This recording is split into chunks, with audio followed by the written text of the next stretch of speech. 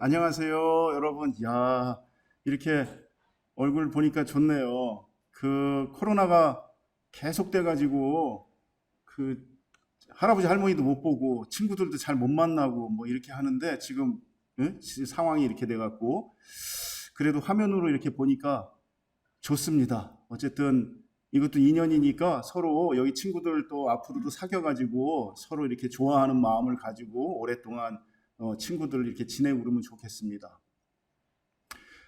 저는 지금 서울대 아시아연구소의 지역인문학센터의 교장 선생님 맡고 있는 김호라고 하고요.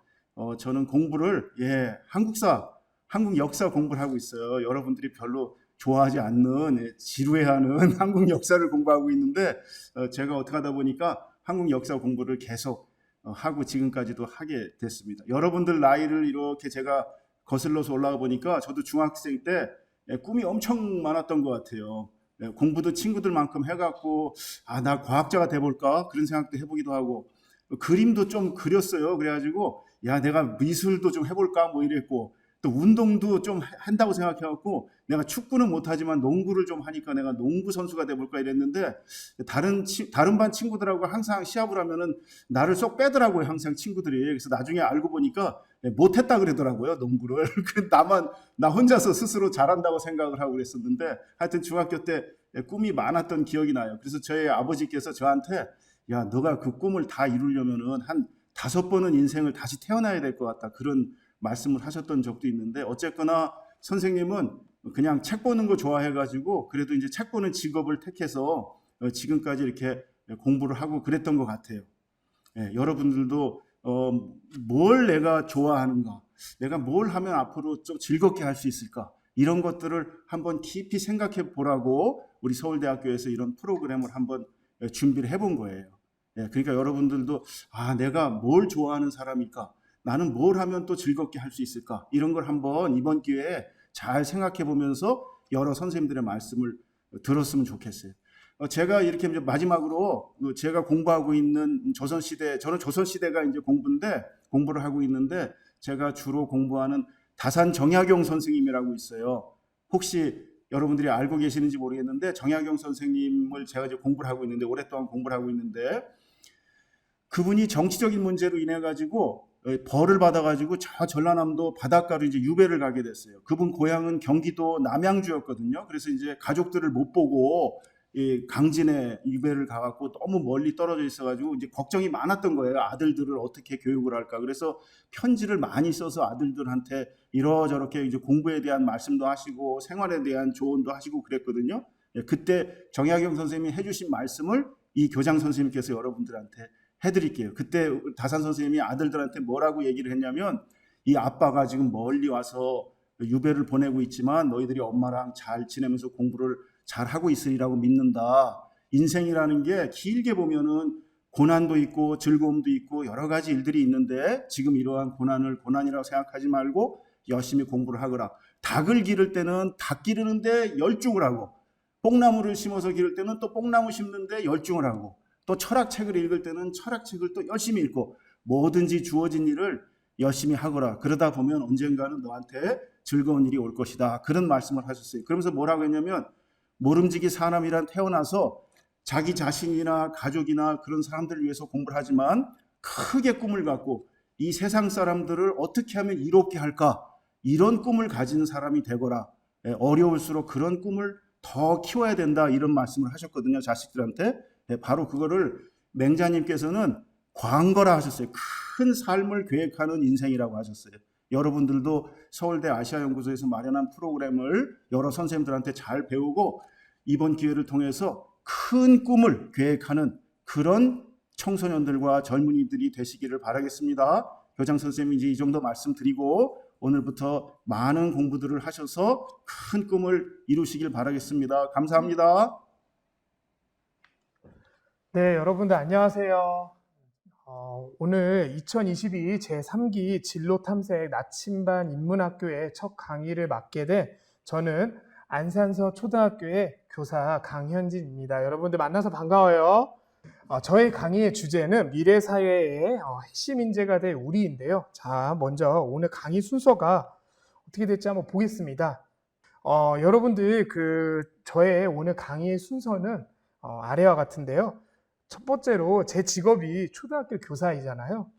초등학교 교사라는 직업은 과연 무엇인가? 어떤 직업인가에 대한 간략한 안내. 그 다음에 이제 두 번째, 여러분들이 아마 초등학교 선생님 다 마주쳤었으니까 알고는 있겠지만 간략한 안내를 하고요. 그 다음 두 번째는 이 자리에 여러분들 앞에 서 있는 저는 과연 어떤 선생님인가?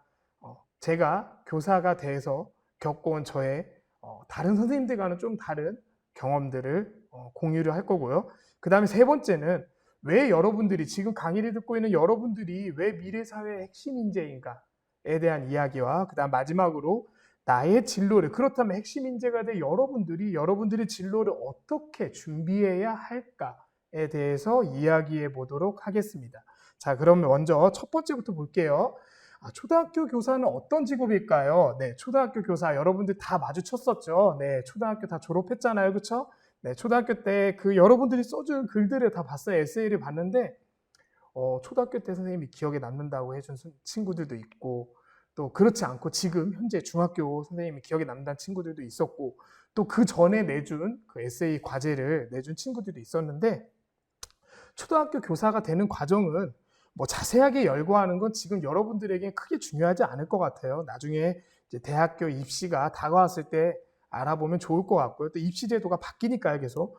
초등학교 교사가 되는 과정을 간략하게 소개하면 전국의 10개 교육대학교 또는 한국교원대, 이화여자대학교, 제주대학교의 초등교육과를 졸업하면 2급 정교사, 초등 2급 정교사 자격증을 취득할 수 있어요. 그 다음에 이 졸업을 한 이후에 정교사 자격증을 가진 사람들이 임용고시라는 거를 보게 되는 거죠. 그래서 임용시험을 통해서 국공립의 초등학교 교사에 임용이 되는 과정을 거칩니다. 지금 밑에 그림에 화면에 보이는 게 이제 임용시험의 과정인데요. 1차 시험과 2차 시험이 있는데 이런 식으로 진행된다는 것만 알면 좋을 것 같아요. 다음 보겠습니다. 그럼 초등학교 선생님은 무슨 일을 할까요? 자, 여러분들이 기억하고 있는 초등학교 선생님 뭐 하죠?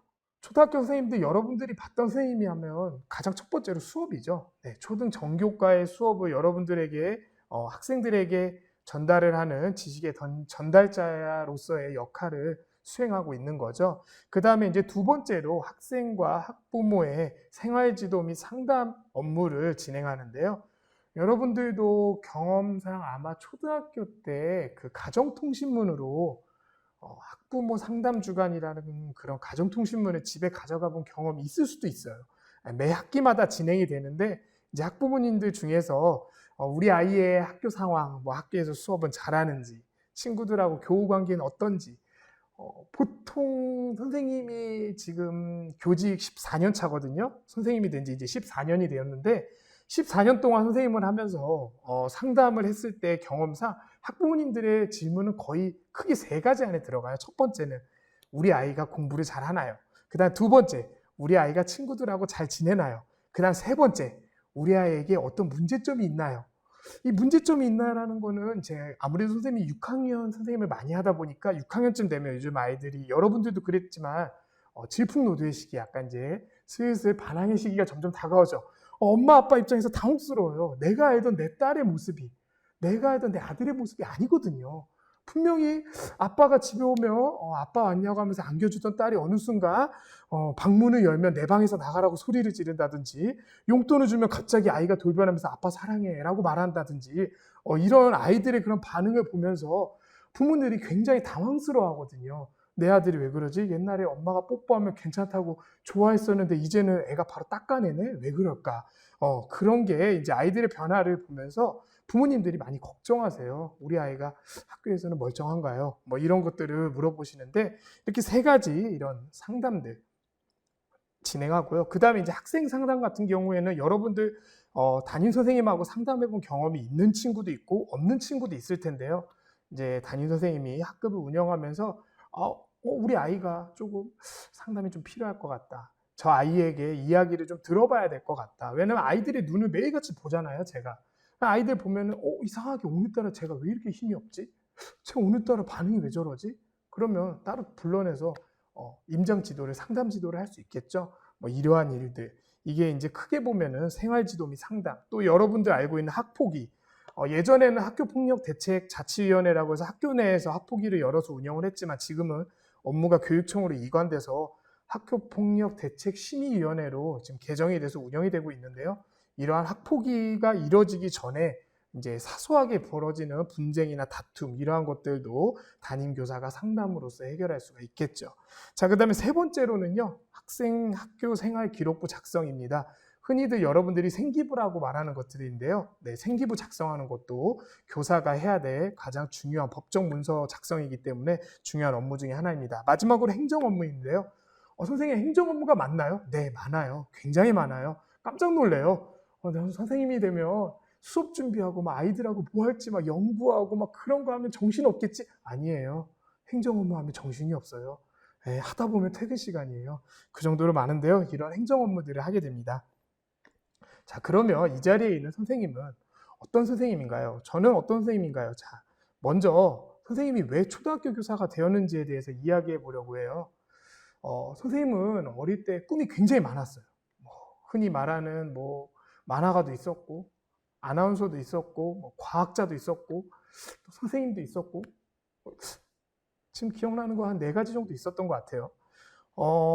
선생님이 저번 달인가 저희 부모님 댁에 본가에 갔었는데 본가에 가서 제 책상에 서랍을 이렇게 보다가 뭐가 있는 거예요, 박스 안에. 그래서 궁금해서 봤더니 제 초등학교 때 일기장이더라고요. 제 초등학교 1학년 때부터 6학년 때까지의 일기장을 저희 어머니께서 다 고이고이 포장을 해서 보관을 하고 계시더라고요. 그래서 너무 신기한 거예요. 여러분들도 혹시 일기장 있으면 봐보세요. 근데 요즘 친구들 일기장 안 쓰잖아요. 그렇죠? 예전에는 일기 쓰는 게 강제였거든요. 안 쓰면 크게 혼났어요. 정말 힘들었죠. 네, 그래서 손이 부러지는 한이 있더라도 일기 썼었는데 그 일기들이 근데 나중에 가니까 내 추억의 자산이 되더라고요. 그래서 이제 일기장을 보다 보니까 3학년 때 일기장에 내 꿈이라는 제목이 있더라고요. 보니까 제가 3학년 때 꿈이 과학자였어요. 그래서 보니까 이 3학년 때 선생님은 어떤 아이였나 너무 궁금했죠. 그래서 이제 내 꿈이 어땠나 했는데 과학자라고 하면서 로봇을 만들고 싶었대요. 아마 그 당시에 레고로 로봇을 만드는 걸 굉장히 좋아했었거든요. 그래서 그런 꿈을 꾸지 않았나 싶어요. 그래서 그 꿈에 보면은 과학자가 돼서 세상을 지배하고 싶다라고 이제 초등학교 3학년에 그런 아주 어리고 당찬 포부가 담겨 있었어요. 아마 그 당시에 로봇 만화들이 대체로 악당들이 세상을 지배하려고 막 지구를 침략했던 그런 만화가 많았거든요. 그래서 아마 그런 꿈을 꿨던 것 같은데, 그런 꿈을 꾸다가 이제 선생님이 지금 교사라는 직업을 꿈을 꾸게 된 건 중학교 2학년 때입니다. 중학교 2학년 때 이제 선생님이 국사라는 과목을 중학교에서 처음 접하게 되었어요. 그 전에 초등학교 때에도 한국사를 배운 적은 있었는데 굉장히 싫어했었거든요. 외울 게 너무 많았고, 막 당시에는 학업 성취도 평가라고 해서 막 반에 1등부터 꼴등까지 시험을 보고 나면 다 정해져 있고 벽에 게시하고 부모님들한테 다 통지가 나가고 막 이러다 보니까 그런 이제 시험의 압박이 굉장히 강했었거든요. 초등학교 때. 그래서 초등학교 6학년 때 막 기억나는 게 한국사에 막 연도를 외웠던 기억이 나요. 막 임진왜란 막 1592년 막 이런 거 달달달 외웠던 기억이 나요. 그래서 그 어린 마음에 역사가 굉장히 싫었는데 중학교 2학년 때 국사 선생님이 너무 재밌었어요. 수업이 정말 기가 막히게 재밌었어요. 이야기에 막 내가 빠져드는 거예요. 너무 재밌어서. 이야기 듣고 나니까 어느 순간 이야기를 듣고 내가 정말 그렇게 싫어하던 국사책을 교과서를 봤더니 그 이야기의 내용들이 퍼즐처럼 맞춰지는 그 즐거움이 이로 말할 수가 없더라고요. 선생님은 그때 생각을 했어요. 내가 정말 저렇게 재미있게 수업을 해줄 수 있는 선생님이 되면 좋겠다. 언제? 초등학교 때로 가서. 내가 중학교 2학년이 되어서야 국사의 즐거움을 느꼈지만 만약에 내가 정말 재미있게 아이들에게 한국사를 전해줄 수 있는, 지식을 전달해 줄 수 있는 초등학교 선생님이 된다면 얼마나 좋을까? 라는 생각이 들었거든요. 그래서 선생님은 중학교 2학년 때부터 지금 이 초등학교 교사라는 꿈을 꾸고 이 자리에 서게 되었습니다. 자, 그러면 선생님이 여러분들 앞에 있는 선생님이 교직을 14년 동안 하면서 어떠한 특별한 경험들을 갖고 있고 여러분들에게 어떠한 경험을 나눠줄 수 있는지 이야기해 볼 건데요. 여기 보시다시피 이제 까오슝 한국국제학교 교사라고 되어 있는데요. 선생님은 초등학교 미안해요. 2015년부터 2018년까지 4년 동안 대만에 있는 타이완이라고 하죠. 대만에 있는 까오슝 한국국제학교의 교사로 근무를 했었어요. 선생님이 그 학교에 근무를 하게 이제 지원을 하게 된 동기는 교사를 하면서 문득 그런 생각을 했어요. 뭔가 남들과는 다른 좀 재미있는 경험들을 해보고 싶다. 그래서 선생님을 하면서도 아이들하고 재미있는 추억들을 많이 만들려고 노력을 많이 했거든요. 뭐 예를 들면 반 친구들 전체를 다 그 일일 체험학습 신청 내는 거 있잖아요. 학교장 재량 허가 체험학습 신청서 그런 거 가족여행 가고 할 때 내잖아요. 그거를 우리 반 전체를 다 내게 했어요. 그리고 나도 그냥 냈어요. 나도 도망쳤어요, 학교에서. 도망치고 애들이랑 같이 무작정 지하철을 타고 서울로 떠났어요. 물론 갔다 와서 교장 선생님한테 엄청 혼났죠. 정신 차려야지. 미친 거 아니냐고. 예, 미쳤죠. 근데 이제 무슨 일이 생겼다면 아마 안전사고나 그런 일이 생겼다면 정말 위험한 순간이었을 거예요. 근데 그 당시에는 그런 아이들하고 뭔가 잊을 수 없는 추억을 만들고자 하는 거에 제가 정말로 깊게 심취해 있을 때였어요. 그래서 뭐 아니면 그때 런닝맨이라는 프로그램이 처음 나왔을 때였어요. 막 찍찍이로 막 이렇게 등 떼고 하는 게 너무 재밌잖아요. 런닝맨 처음 나왔을 때 어떤 특정 건물 같은 데서 막 도망치고 숨고 이런 것들이 컨셉으로 나왔었거든요. 학교에서 하면 얼마나 재밌을까? 그런 생각이 들어서 토요일 날 숙직 기사님한테 금요일 날 저녁 퇴근하기 전에 맛있는 거 사드리고 막 부탁을 드려서 토요일 날 우리 반 애들을 학교에 모아갖고 우리 반 애들만 데리고 학교에서 혼자 우리 반끼리 런닝맨을 한 적도 있어요. 그래서 뭐 그런 것도 해보고 학교 옥상문을 열면 안 되는데 그 시설 주무관님한테 형님 하면서 막 해가지고 열쇠를 받아가지고 학교 옥상문 열어갖고 급식이 오자마자 급식차에 있는 모든 음식을 들고 옥상으로 가서 거기에 가스 버너와 불판을 준비해서 아이들하고 같이 삼겹살 파티를 한 적도 있고요. 뭐 그런 여러 가지 도전들을 했었어요.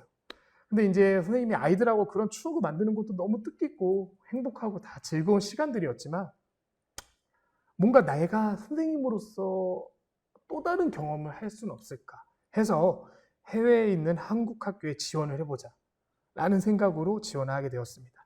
처음에 지원할 때 선생님이 그렇게 생각했어요. 대만에 있는 대만 현지에 있는 한국 학생들에게 그냥 한국에서 똑같이 초등학교 교육을 하면 되겠다.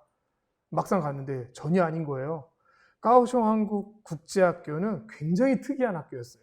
다른 해외에 있는 한국 학교들은 보통 한국에 있는 학교들과 시스템이 비슷한데 이곳은 뭐가 달랐냐면 보통 일반적으로 해외에 있는 한국 학교에 다니는 학생들은요. 해외에 회사가 있어서 주재원으로 나오는 분들의 자녀들이 많이 다녀요. 근데 이 학교에는 주재원 자녀보다 이 현지 대만에서 평생을 살아갈 앞으로도 여기서 정착하고자 넘어온 한국인들의 자녀가 많았어요. 그러다 보니 이 친구들에게 한국 학교도 중요하지만 현지 대만의 학교를 다니는 게 더 중요할 수 있었죠. 왜냐? 거기서 살아가야 할 아이들이었기 때문이죠. 그래서 까오슝 한국 국제학교는 오전에는 현지 학교에서 아이들이 수업을 듣고 아이들이 오전 수업이 끝나면 오후에 오는 학교였어요. 그러니까 여러분들 지금 생각하면 약간 학원 같은 느낌인 거죠. 그래서 그런 시스템이었는데 아이들이 이제 와서 학교에 와가지고 선생님과 같이 공부를 하는데 한국어를 잘 하지 못한 친구들이 굉장히 많은 거예요. 이 친구들은 오히려 중국어가 더 수월하고 중국어가 더 모국어인 친구들이 더 많았죠. 그래서 이제 그런 친구들하고 함께 생활을 하면서 선생님이 적응해가는 과정, 거기서 중국어를 하지 못했던 선생님이 아이들하고 소통하면서 말이 잘 통하지 않는 아이들하고 소통하는 방법, 내가 무언가 의사 전달할 때 그런 답답한 부분들이 있지만 그러한 것들을 해소해 나가는 그런 과정이라는 경험 같은 것들이 선생님에게는 잊을 수 없는 추억이 되었고 또 거기서 근무를 하면서 운이 좋게 기회가 돼서 대만 현지에 있는 학교에 한국 문화를 체험하는 강사로 출강을 한 적이 있었어요. 한 2년 정도 출강을 했었거든요. 그래서 대만 현지에 있는 8개의 학교에 초등학교에 가서 한국 문화에 대해서 설명하고 알려주는 그런 수업을 진행했었는데요. 그때 또 그 친구들하고 의사소통하면서 거기서 이제 의사소통이 불편했을 때 겪는 그런 느낌들, 그러한 마음들을 좀 이해하는 과정이 되었던 것 같아요. 이렇게 대만에서의 4년 동안의 근무를 하면서 선생님은 많은 것들을 경험하고 또 느낄 수 있었고, 그리고 이제 한국에 돌아왔어요. 2019년에 한국에 돌아왔다가 이사를 하게 되면서 집과 가까운 학교로 옮겨야 했었고, 그 과정에서 지금 근무하고 있는 안산서 초등학교라는 곳에 오게 되었어요. 지금 우리 학교에는 원래 선생님의 친한 친구가 선생님으로 먼저 와 있었는데, 그 친구가 학교를 어디를 가야 될지라고 고민하고 있는 저에게 전화를 줬어요. 우리 학교로 오라고. 안산서 초등학교로 오라고.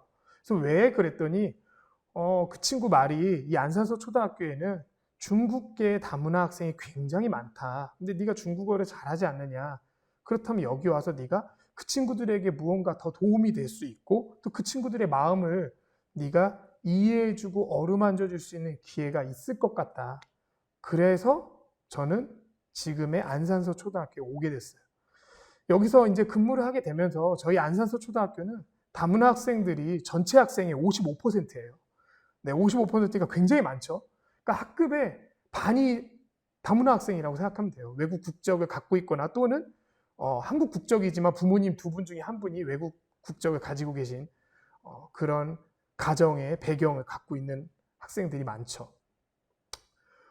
이 학교에서 근무를 하면서 제가 저에게 또 다른 기회가 찾아옵니다. 그게 바로 다문화 특별학급인데요.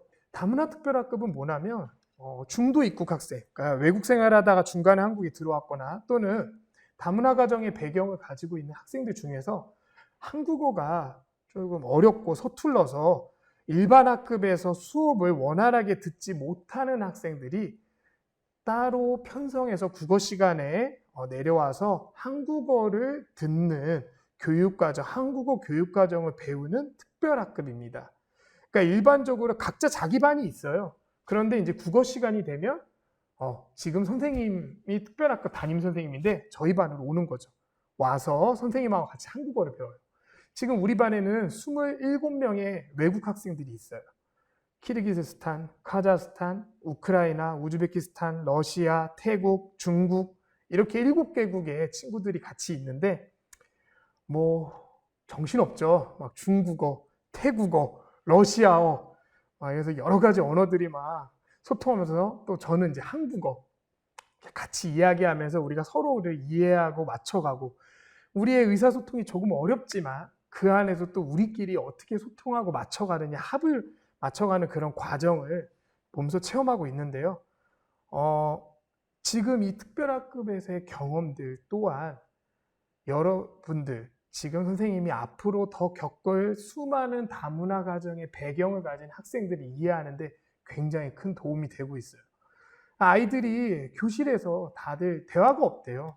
각자 아이들의 그 원적 학급의 담임 선생님들하고 면담을 해보면 아이가 교실에서 말 한마디도 안 한대요. 근데 아니거든요. 지금 우리 반에 내려오면 너무 활발해요. 막 언어가 통하는 애들끼리 쉬는 시간에 모여서 얘기도 하고 또 선생님하고 이 밑에서는 한국어가 서투르고 말이 이상해도 아무도 이상하게 생각하지 않아요. 아무도 이상하게 쳐다보지 않고 아무도 그거에 대해서 비웃거나 또는 그것을 다르다고 생각하지 않아요. 그렇기 때문에 특별학급에서 이 아이들은 굉장히 밝거든요. 이런 아이들의 모습을 보면서 선생님은 그런 생각을 했어요. 다문화 가정의 배경을 가지고 있는 친구들을 특별하게 대하기보다는 정말로 아무렇지 않게 자연스럽게 대해주는 것이 오히려 아이들이 각자 자기네 학급에서 겪었던 그런 답답함들의 이야기를 들어보면 하나둘 공통적인 게 뭐냐면 뭔가 아이들이 선생님이 특별하다고 하는 대우들 그러한 것들이 조금은 어렵고 난처했다고 하더라고요. 그래서 선생님은 이 아이들에게는 도움이 필요할 땐 도움을 당연히 줘야겠지만 그게 아니라면 보편적으로 동등하게 평등하게 일반적으로 대해주는 것이 이 아이들에게 편안한 마음을 얻게 해줄 수 있겠구나라는 생각을 했죠. 자, 그런 선생님의 경험들이 있었고요. 자, 그러면 이제 세 번째로 왜 지금 이 자리에 있는 여러분들이 미래 사회의 핵심 인재일까요? 자, 지금 여러분들 여기 제가 화면에 준비한 게 있는데, 여러분들의 이해를 돕기 위해서 일부러 학교 내 다문화 학생 비율 변화 현황을 가지고 왔거든요. 학교의 상황을 보여주는 게 좀 더 피부에 와닿을 것 같아서. 지금 여기 보시면 2012년부터 21년까지 어때요? 꾸준히 다문화 학생들이 증가하고 있죠? 초등학교나 중학교나 고등학교. 선생님, 초등학교는 왜 점점 많이 증가하는데 중고등학교는 증가율이 좀 낮죠? 그 이유는 초등학교 때 이제 중도 입국으로 왔다가 한국에서 생활에 적응을 하지 못하고 본국으로 돌아가는 아이들도 꽤 많고요. 또 어떤 경우가 있냐면 초등학교, 중학교를 다니다가 고등학교를 다니지 않고 학업을 중단하거나 포기하는 경우들도 굉장히 많아요. 그래서 그런 아이들이 많기 때문에 비율적으로 좀 낮지만 점점 모두가 다 증가하고 있는 추세죠. 그러면 지금 현재 한국은 어떤 거야? 바로 다문화 사회라는 거죠. 지금 한국은 이미 다문화 시대이고 이미 다문화 사회가 한국에서 펼쳐지고 있는 거죠. 그럼 이러한 다문화 사회, 지금 이 세계적으로 어떠한 모든 나라들이 점점 다국적이고 세계 시민 다문화 사회, 이러한 시대적인 흐름에서 전 세계의 사람들은 미래 핵심 역량은 무엇이라고 보았는가? OECD 미래 핵심 역량을 보면은요, 크게 세 가지가 있는데요. 창의성 문제 해결력, 새로운 가치를 창조하기 위해서는 이러한 능력들이 필요하다라는 거죠. 그래서 우리가 뭐 창의 융합형 교육이라든지 또 뭐 문제 해결력을 위해서 뭐 프로젝트 학습이라든지 여러분들 다 해본 적 있죠? 프로젝트 학습 굉장히 학교에서 강조를 많이 했을 거예요. 그래서 막 초등학교 때도 무슨 식물 하나 기르면서 프로젝트 학습하고 아니면 조별 나눠가지고 막 프로젝트 학습 해봐라 뭐 모아주고 막 팀 짜고 아니면 혼자 개별 프로젝트 하고 뭐 이런 것들 했을 거예요. 중학교에서도 이제 하고 그리고 또 자유학기제 이런 거 하면서도 프로젝트 학습을 많이 하는 경우들이 있죠. 그 다음에 이제 두 번째로 여기 3번부터 먼저 볼게요. 책임감 가지기. 이게 뭐냐면 책임감 도덕적 인성이라고 되어 있는데 현대사회가 계속 발전해 가면서 점점 책임감이나 이러한 도덕적인 비도덕적인 사회, 그 다음에 개인주의 사회. 물론 개인주의가 나쁘다는 건 아니에요. 건전하고 건강한 개인주의가 굉장히 중요한 거죠.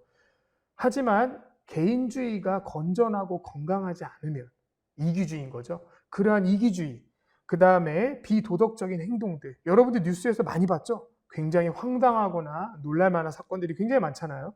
아마 학교에서도 주변에서도 많이 봤을 거예요. 길거리에서도 본 적이 있을 거고. 이러한 것들 때문에 사람들이 그런 무책임감이 지금 현대사의 문제로 거듭나고 있고 OECD에서는 이러한 문제점들 때문에 책임감과 도덕적 인성을 강조했습니다. 그 다음 마지막으로 여러분들이 미래 사회의 핵심 인재라고 집어내고 있는 가장 큰 이유가 바로 이거입니다. 긴장과 딜레마 해소.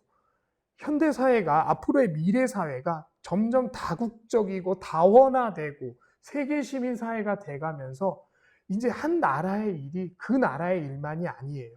지금 우리가 러시아와 우크라이나 전쟁으로 전 세계의 판도가 굉장히 많이 변하고 있죠? 그것과 마찬가지로 한 나라의 문제는 이제 전 세계의 문제가 될 수 있다는 거죠. 그렇다면 우리의 대한민국 이 나라 안에서 봤을 때는 수많은 다문화 사회, 다양한 문화적 배경을 가진 사람들이 모이면서 긴장과 딜레마가 발생할 수 있다는 거죠. 앞으로 그런 수많은 긴장과 딜레마, 분쟁, 이러한 것들을 협동할 수 있게 공감하고 갈등을 조정해 줄 수 있는 역할을 누가 해줄 것이냐는 거예요. 누가 적절하게 공감하고 피드백 해줄 수 있을까? 그거는 일반적인 사람들보다는 경험해 본 사람, 겪어본 사람, 관심을 가져본 사람들이 훨씬 더 뛰어나고 수월하게 운용할 수가 있겠죠. 그래서 여러분들이 미래사회의 핵심 인재라고 하는 겁니다. 간단한 예를 들면요. 제 직업이 초등학교 교사잖아요. 근데 제가 다문화 가정을 꾸려서 살고 있거든요. 그러면 다문화 가정을 꾸려서 살고 있는 제 입장에서 다문화 가정의 배경을 갖고 있는 친구들을, 아이들을 제가 접했을 때와 그렇지 않은 선생님이 접했을 때는 조금 다를 수도 있겠죠. 바라보는 시야가. 왜? 저도 아이가 둘이 있지만 제 아이들이 커가는 과정, 내 아이들이 직면한 문제점들을 옆에서 보면서 나도 느낀 바가 있으니까요. 우리 아이가 무엇이 힘들었는지, 그 다음에 내가 이런 대만에서의 경험, 그 다음에 지금 우리 학교에서의 경험들로 내가 겪었던 다문화 가정 배경을 가진 친구들과의 대화와 경험들이 이 아이들을 좀 더 내가 포용하고 이해하고 바라볼 수 있는 그런 식견을, 안목을 저에게 준 거죠. 그래서 여러분들 또한 이런 미래 사회에서 여러분들이 갖고 있는 남들과는 다른 경험들이, 그러한 배경이 핵심적인 인재가 되는데 선생님은 큰 역할을 할 거라고 굳게 믿고 있습니다. 여러분들이 그래서 미래사회 핵심 인재이다 라고 선생님은 말하는 거죠. 자, 그러면 핵심 인재가 된 여러분들이 진로를 대체 어떻게 준비해야 돼요? 뭘 탐색해야 돼요? 자, 하지만 진로 교육 지금 굉장히 많이 늘어나고 있어요. 사실 여러분들이 선생님 세대와 완전 다르거든요. 선생님이 어릴 때 진로 교육 없었어요. 진로 교육 그런 게 어디 있어요? 그냥 너 꿈이 뭐야? 장래희망이 뭐야? 생기부에 써야 되니까 말하라고 하죠, 선생님이. 그래서 뭐 거기에다가 뭐 대통령, 축구 선수, 뭐 선생님, 의사, 뭐 과학자, 뭐 이런 거 쓴단 말이에요. 근데 이제 거기서 뭐 돈 많은 사람 이런 거 쓰면 담임 선생님한테 한 대씩 맞고 이런 게 이제 선생님 어릴 때 진로 교육이었어요. 그 다음에 이제 담임 선생님들이 해주시는 말씀도 굉장히 단순했어요. 예를 들면은 저는 아픈 사람들을 보면은 굉장히 마음이 아파요. 그래? 그럼 너 의사해. 저는 정의를 지키고 싶어요. 그래? 너 그럼 경찰해, 판사해, 변호사해. 굉장히 단순했거든요. 그런 진로 교육이라는 게 굉장히 정해진 답들이 있었어요. 선생님도 그런 교육을 받다 보니까 예전에 한번 실수를 한 적이 있는데 2012년에 제가 6학년 담임 선생님이었는데 우리 반에 한 여학생이 햄스터 이야기를 매일 일기장에 쓰는 거예요. 자기가 키우고 있는 햄스터 일기를. 그래서 햄스터를 자기가 어떻게 키우고 있고 이 햄스터를 위해서 어떠한 사료를 개발해봤고 그다음 이 햄스터를 위해서 고구마 케이크를 만들어보고 막 햄스터에 대한 이야기를 굉장히 많이 쓰는 거예요. 이 아이하고 내가 지금 햄스터하고 소통이 되는 것 같다. 이런 이야기도 쓰고.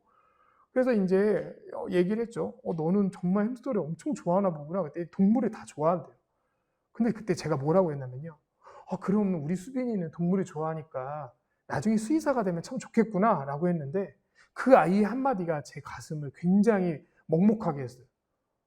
왜요? 저는 수의사 싫은데요? 수의사 되면 맨날 동물 아픈 것만 봐야 되잖아요. 저는 조련사가 되고 싶어요. 동물들을 바라보면서 소통하고 싶어요. 라고 그 아이가 말해줬어요. 그러니까 제가 받았던 진로 교육은 그런 식이었던 거예요. 이거 좋아해? 그럼 이거 해야 돼. 이거 좋아해? 그럼 이게 제일 좋은 직업이야. 이게 제일 안정적이고 좋은 직업이고 이게 남들에게 선망받는 직업이야. 라는 게 진로 교육이었다면 지금의 여러분들이 그렇지 않잖아요. 훨씬 더 많은 진로 교육도 받고 있고 또 진로 탐색을 위한 검사라든지 MBTI라든지 여러 가지들을 할 수 있는 그런 환경에 있는데 그런 친구들 여러분들이 아직도 고민하고 있고 내가 무엇을 좋아하는지 모른다는 거죠. 왜일까요? 왜? 자, 그거는 여러분들이 좋아하는 것에 대해서 아주 단순하게 접근하기 때문이에요. 무슨 말이냐? 자, 너는 좋아하는 게 뭐야? 저 축구요. 그럼 축구 선수 해야 되나요? 아니거든요. 너 좋아하는 게 뭐야? 노래요. 그럼 가수 해야 되나요? 아니잖아요. 너 좋아하는 게 뭐야? 먹는 거 좋아요. 그럼 먹방 유튜브 크리에이터 하면 되겠네. 아니죠.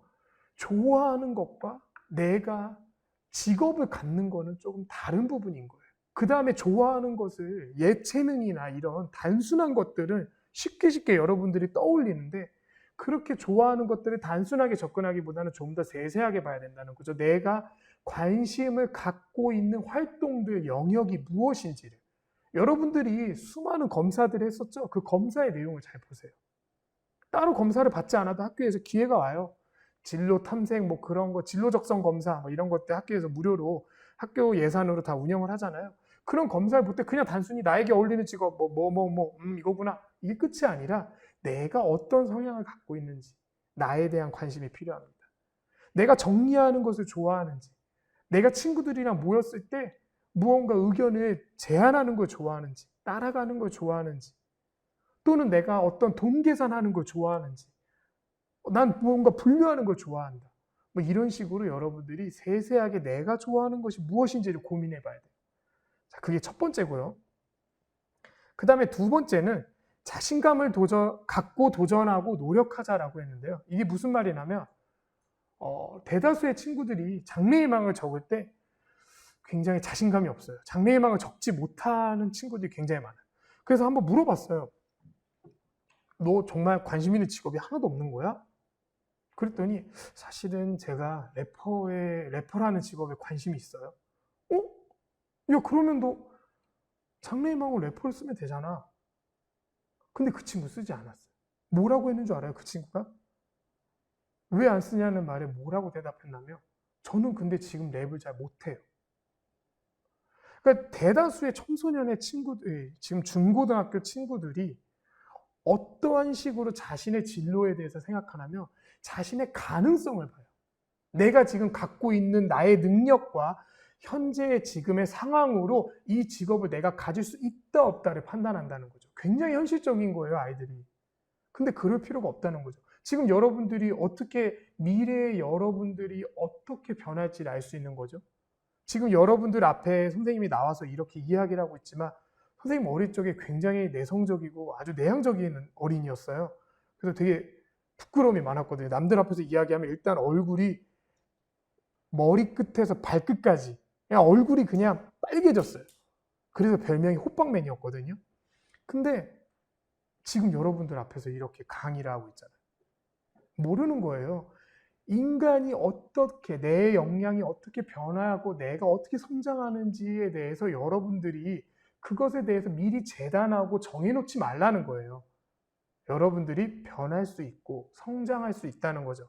나 자신의 성장의 가능성을 제한하면 여러분들이 어떠한 것도 도전하기가 어렵죠. 그래서 지금 여러분들에게 가장 중요한 건 내가 이거 할 수 있다 없다. 나 이거 할 수 있을 것 같다. 내가 의사 진짜 하고 싶어요. 그러면 그냥 하고 싶은 거예요. 그리고 노력하면 되는 거예요. 내가 도전하고 노력하다가 되지 않으면 그때 가서 내가 다른 것을 도전할 수 있는 나에게는 기회가 오고 또 그 당시에 그때가 가면 나에게 또 다른 생각이 찾아와요. 진로라는 건 나아가는 길이지 정해진 길이 아니에요. 진로라는 건 나아가는 길이에요. 나아갈 진짜잖아요. 나아가는 길. 여러분들이 앞으로 미래 사회에서 앞으로의 날에서 나아갈 길이지 여러분들이 목적지로 정해둔 결승점이 아니라는 거죠. 그래서 길을 열어두라는 거예요. 여러분들 지금 방황할 수 있어요. 방황해도 돼요. 방황이 잘못됐나요? 선생님도 했는데요. 방황은 누구나 하는 거예요.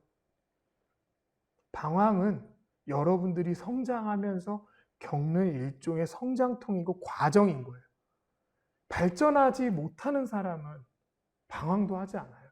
발전하기 위해서 방황하는 거예요. 방황하고 고뇌하고 부딪히는 거예요.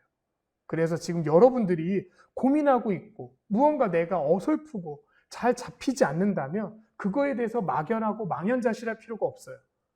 그냥 그 길을 계속 걸어가고 도전하고 실패하면 또다시 해보고 다른 걸 해보고 이러한 수많은 경험들이 필요합니다.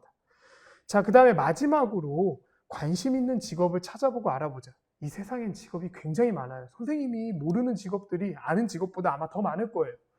그러면 이 수많은 직업들을 여러분들은 다 알고 있을까요? 그렇지 않거든요.